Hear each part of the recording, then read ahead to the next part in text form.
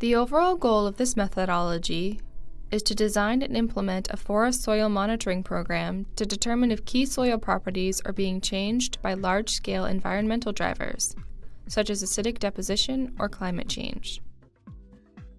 This method can help answer how reductions in air pollution have affected soil-nutrient relationships tied to forest health and how changing climate influences the amount of carbon in the soil.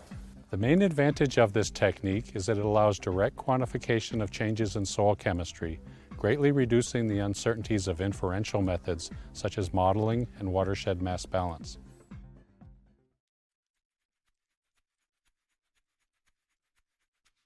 Locate a forested area with the characteristics desired for monitoring as described in the text protocol. Select locations for pits, avoiding land surfaces that are not representative of the study unit. Also avoid land surfaces where sampling methods are not possible because of perennial wetness, excessive rocks at or near the surface, or excessive density of trees.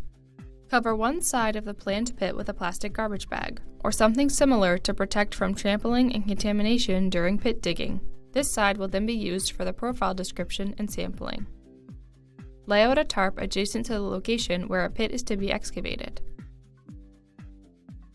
Begin excavating the pit by removing the forest floor with a shovel.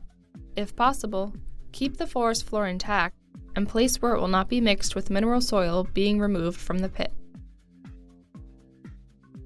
Excavate the pit with the smallest footprint possible until reaching the desired depth determined by the monitoring design.